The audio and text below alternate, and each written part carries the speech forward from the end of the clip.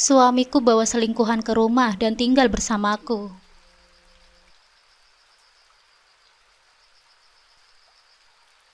Assalamualaikum sahabat Bunda. Semoga Allah selalu memberikan kesehatan dan kebahagiaan untuk kita semua. Buat sahabat Bunda yang sudah subscribe, semoga rezekinya dilancarkan ya. Amin ya robbal alamin.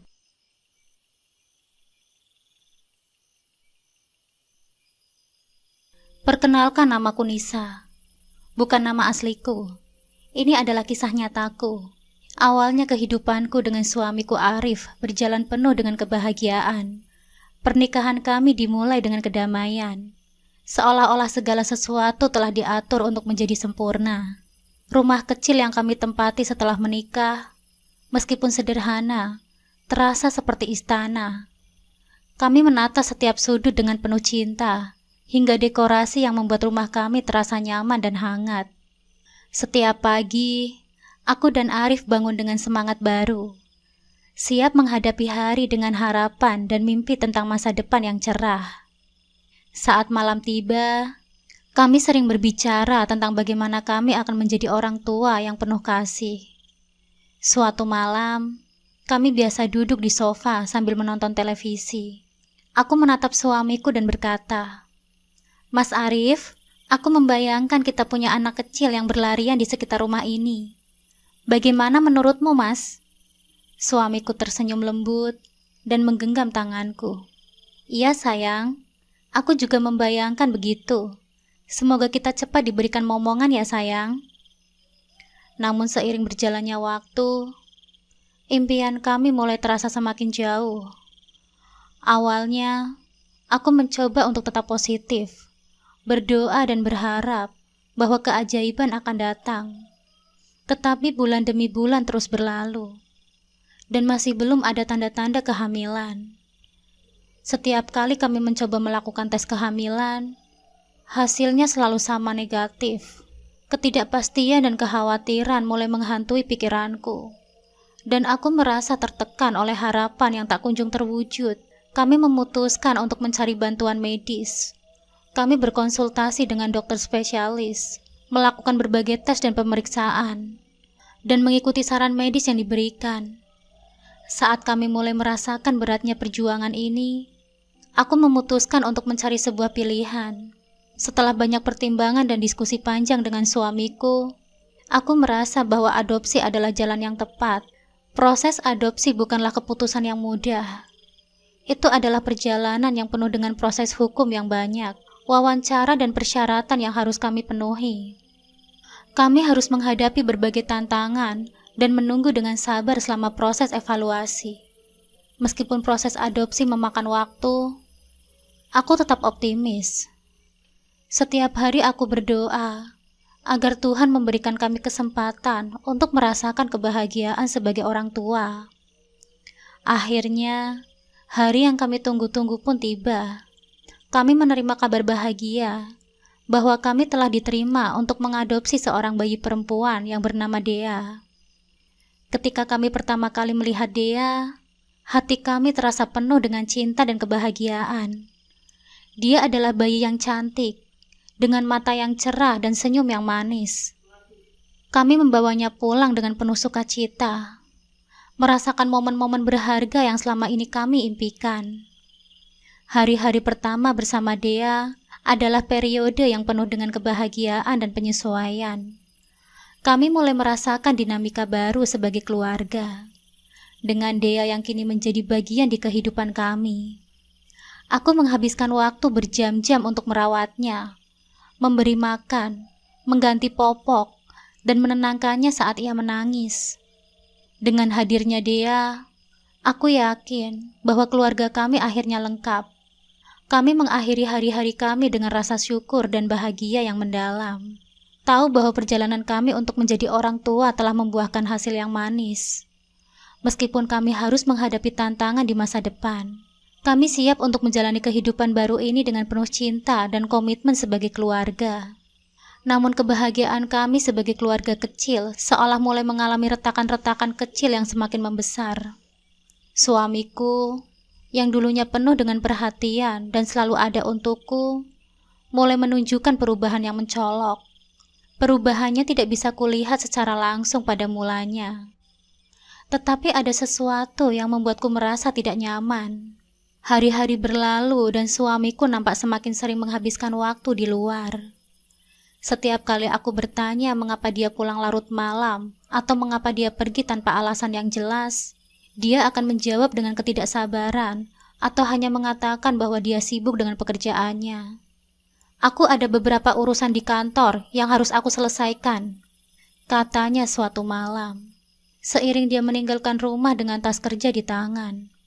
Malam-malam seperti itu menjadi semakin sering, dan aku merasa semakin terasing dari suamiku. Aku mulai berbicara lebih sedikit, dan saat kami berbicara, percakapan kami seringkali terasa dingin dan terputus-putus. Aku merasa ada jarak yang semakin besar di antara kami, dan perasaan curiga itu semakin membebani pikiranku. Suatu malam, aku memutuskan untuk pulang lebih awal dari biasanya. Hatiku berdebar-debar saat aku membuka pintu, berharap bisa memberi kejutan pada suamiku dengan makan malam yang aku siapkan.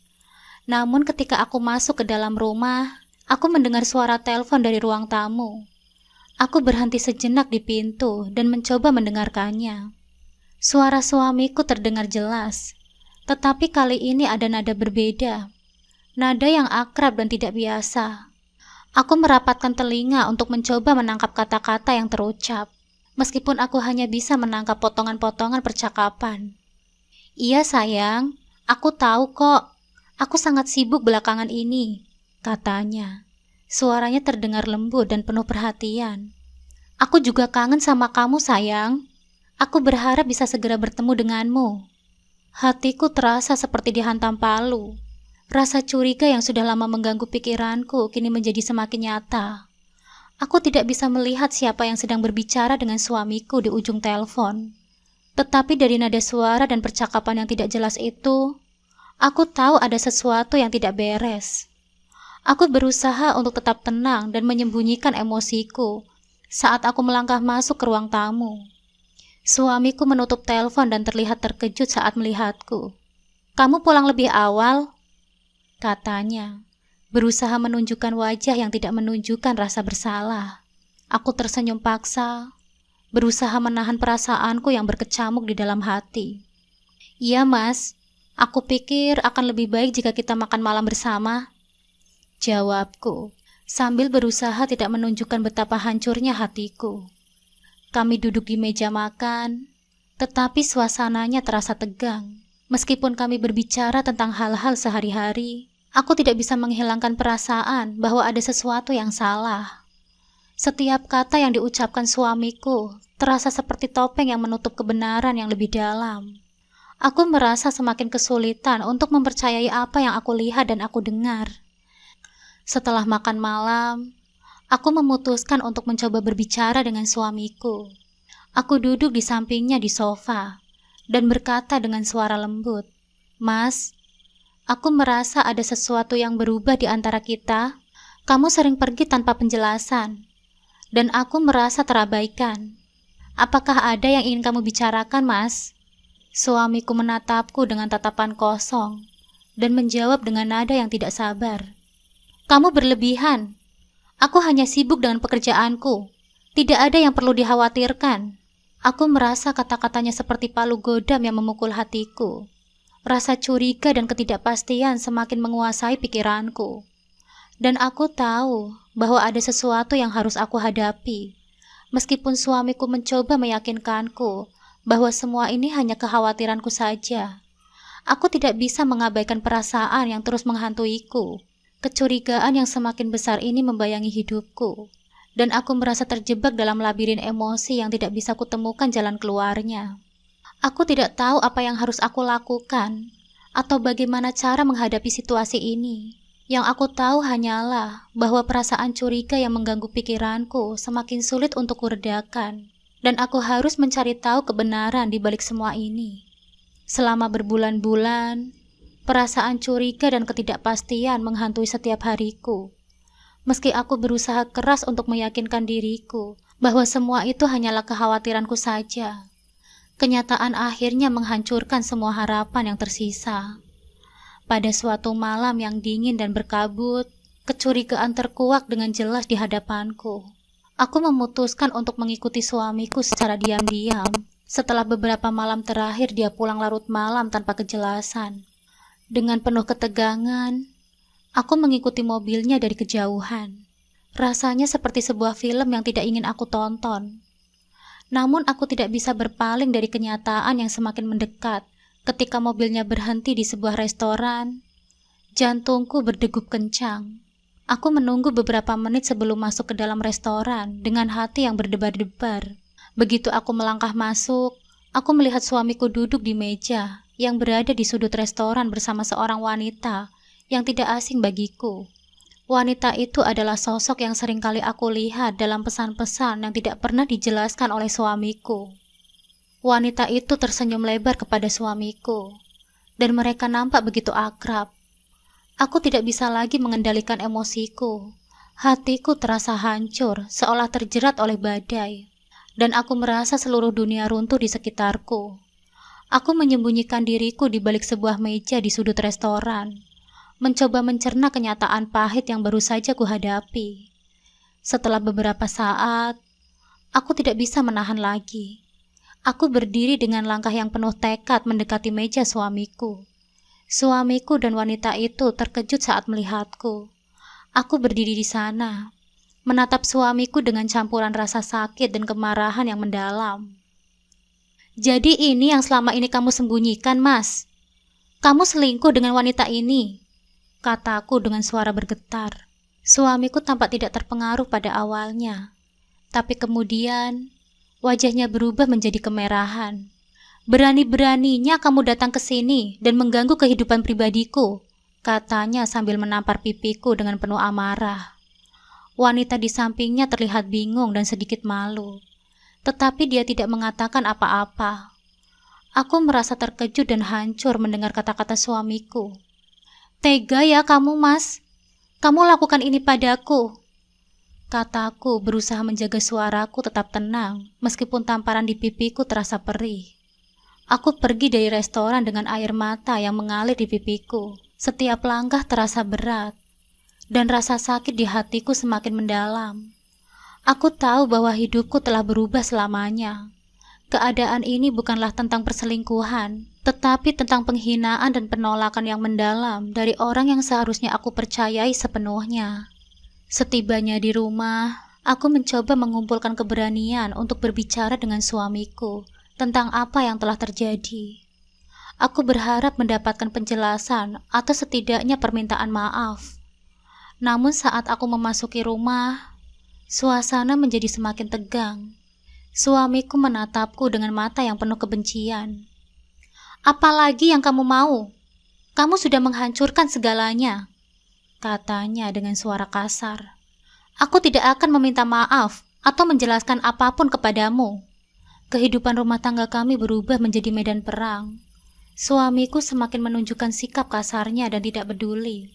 Aku merasakan diriku tertekan dalam sebuah hubungan yang penuh dengan penderitaan. Setiap hari menjadi perjuangan untuk bertahan hidup dalam situasi yang tidak bisa kuubah. Selama hari-hari berikutnya, aku merasakan tekanan mental dan emosional yang semakin berat.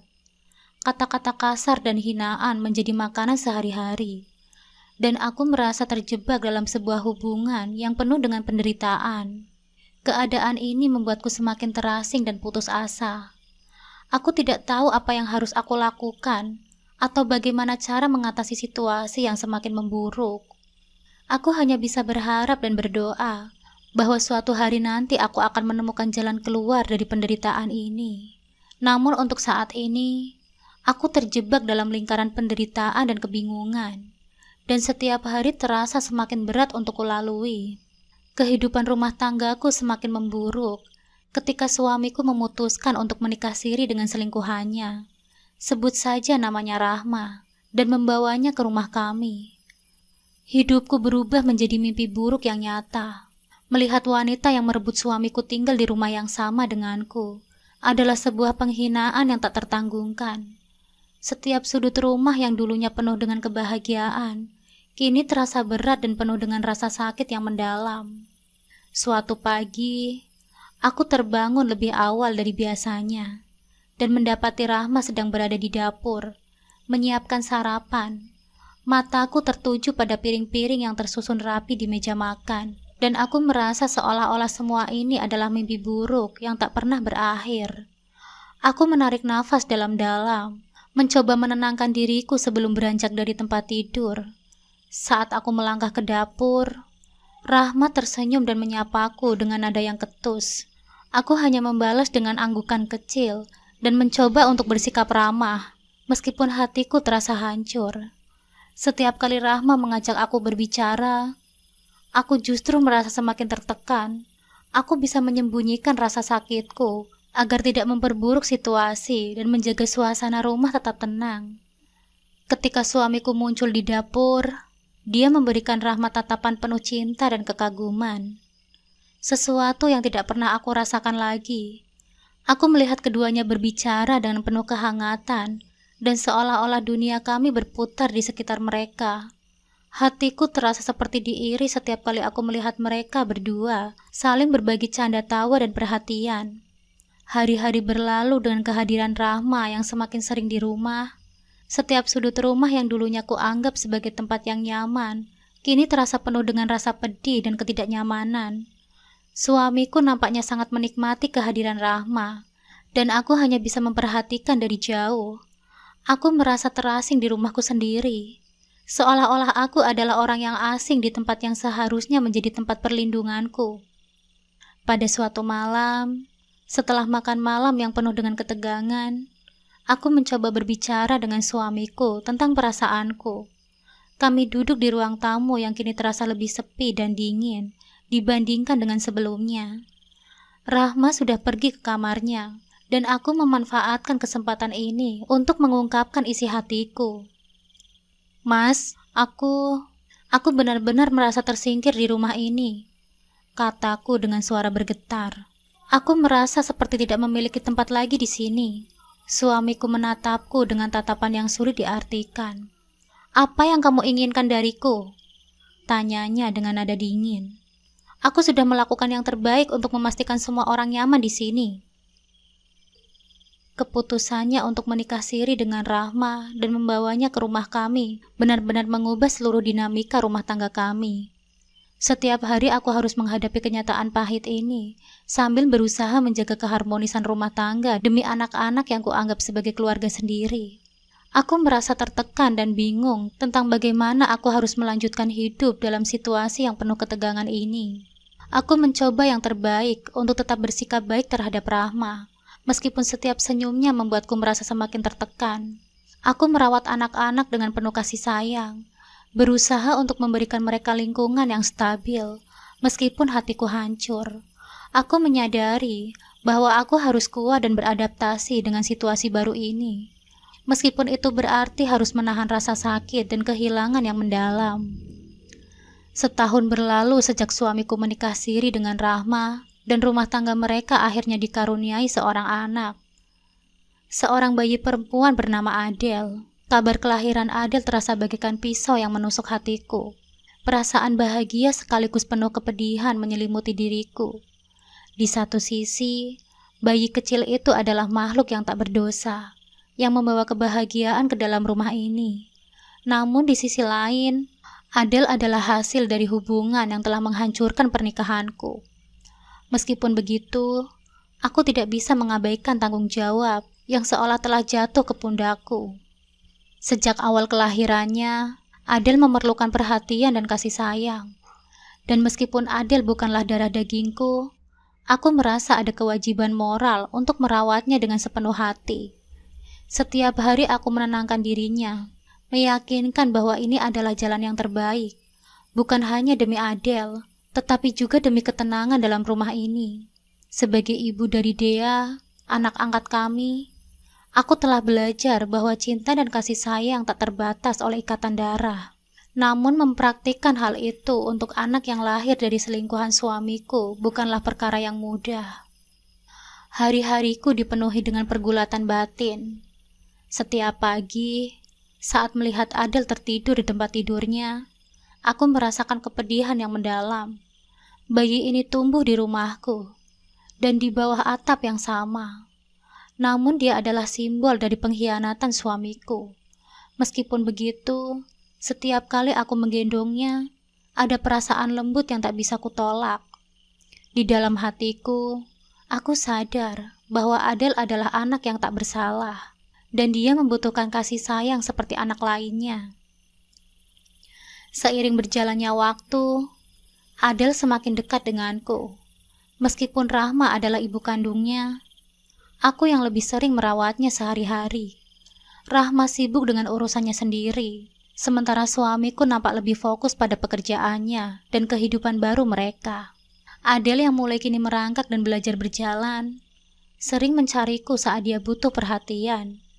Hubungan kami perlahan berkembang, dan tanpa sadar aku mulai merasakan ikatan yang lebih dalam dengannya.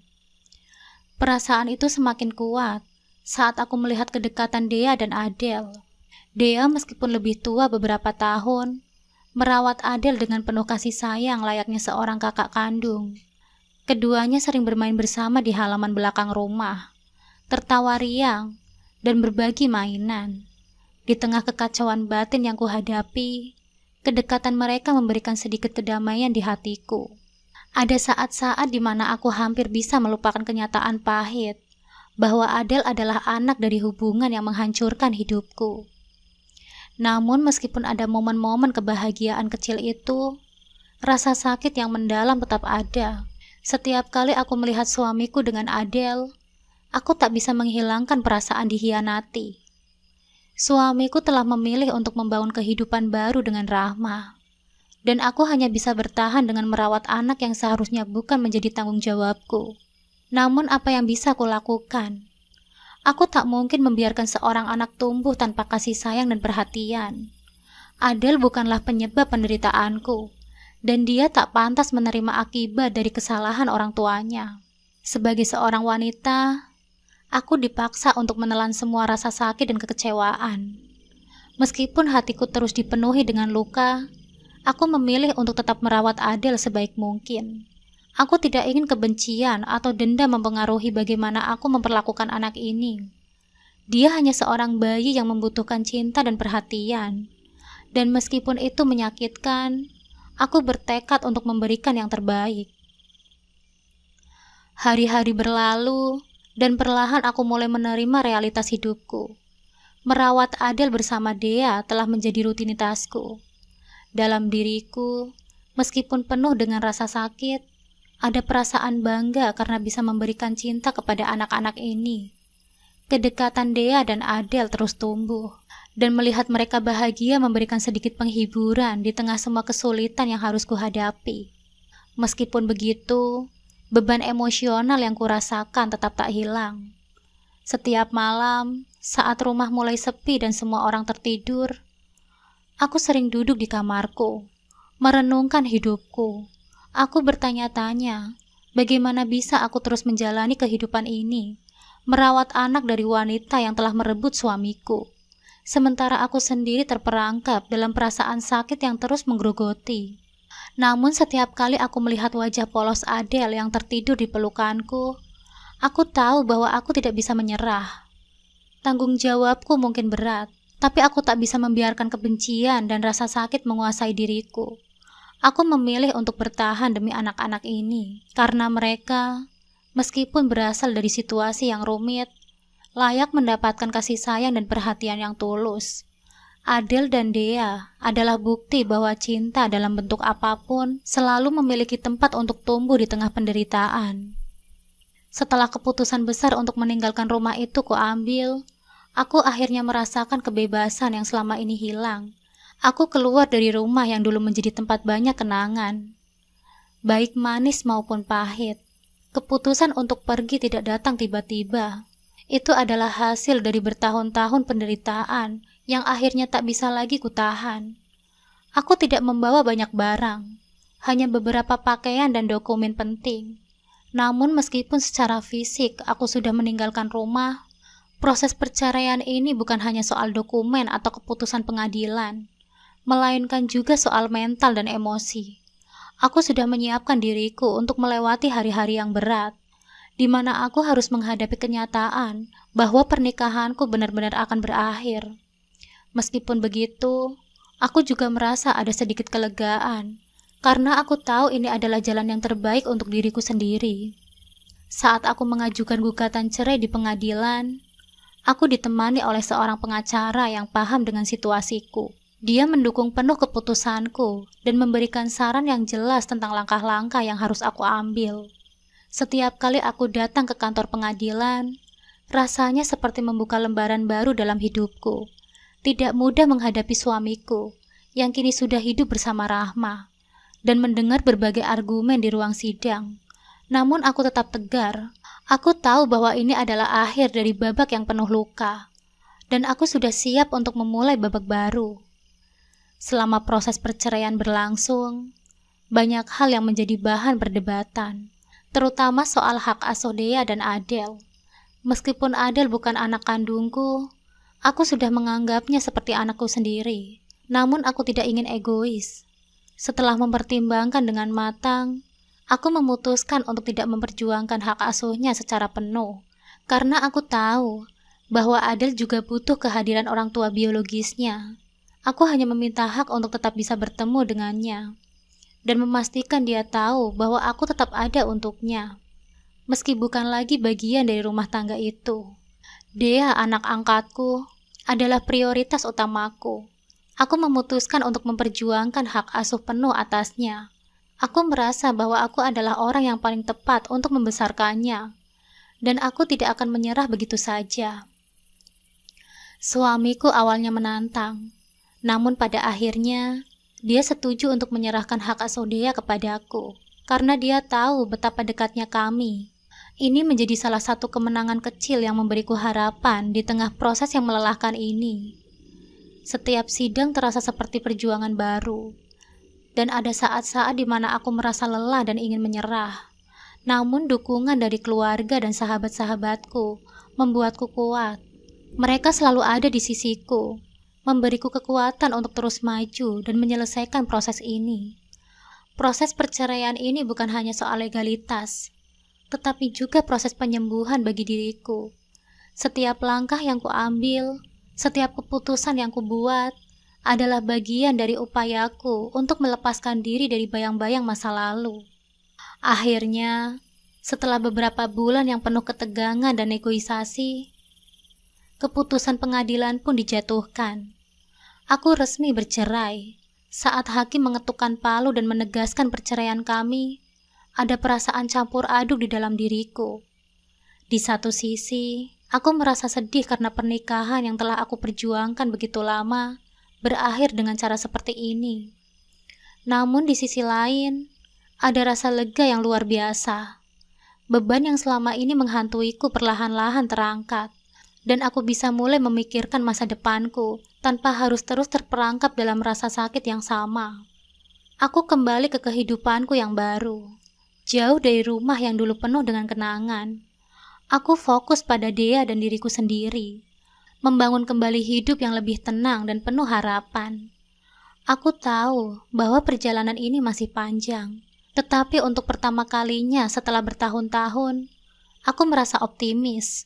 Aku telah melalui yang terburuk, dan sekarang saatnya untuk menemukan kebahagiaan yang sejati. Tanpa suamiku, tanpa Rahma, dan tanpa beban masa lalu yang selama ini membelengguku.